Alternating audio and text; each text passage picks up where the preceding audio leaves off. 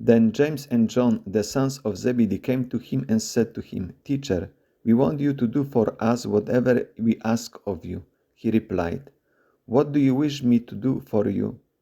They answered him, Grant that in your glory we may sit one at your right and the other at your left. Jesus said to them, You do not know what you are asking.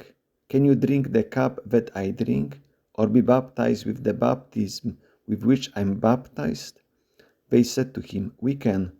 Jesus said to them, The cup that I drink you will drink, and with the baptism with which I am baptized you will be baptized. But to sit at my right and at my left is not mine to give, but it is for those for whom it has been prepared.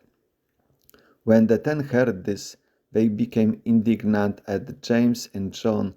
Jesus summoned them and said to them, You know that those who are recognized as rulers over the Gentiles lord it over them, and the great ones make their authority over them felt.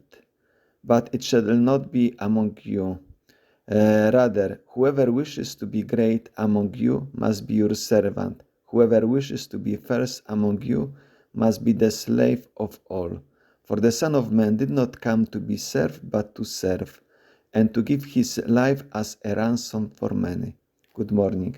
Welcome to a short biblical reflection on the Gospel according to Mark chapter 10, from verse 35 up to 45. It is the request of James and John, the Gospel reading for 29th Sunday in Ordinary Time, Year B. Our passage of the Gospel follows immediately the third prediction of the Passion of the Lord. Therefore, as a surprise, comes this request made by James and John. Let us see the biblical context.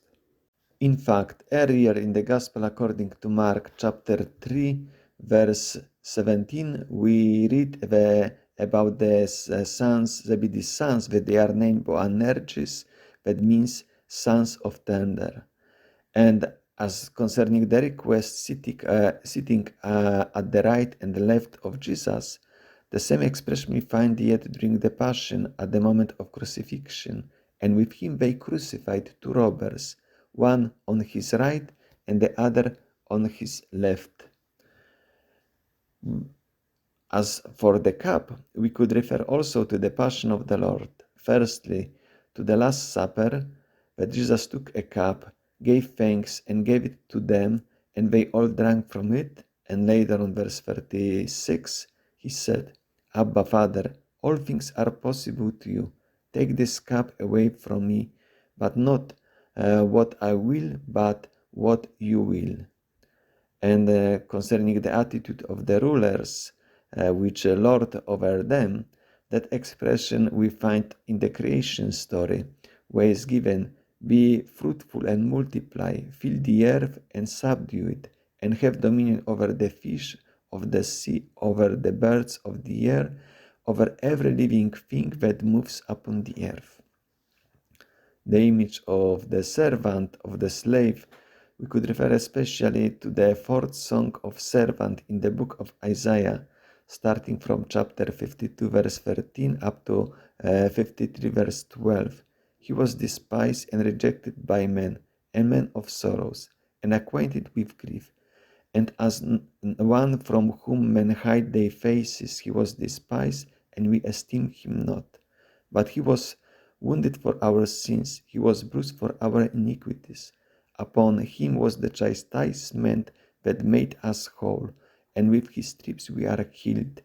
He was oppressed and he was afflicted, yet he opened not his mouth. Like a lamb that is led to slaughter, like a sheep that before its shearers is dumb, so he opened not his mouth. And the expression for many we find also during the Last Supper, when Jesus says, This is my blood of the covenant, which will be poured out for many.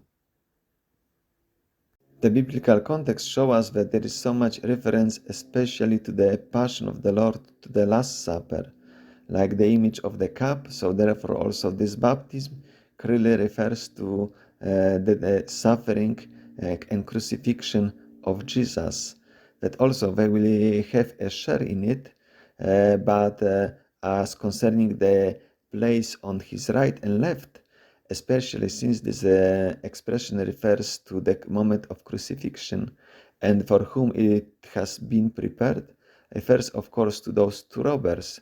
And as we know, one of those was the one which repented, and Jesus promised him to be with him in paradise the very day, the very moment.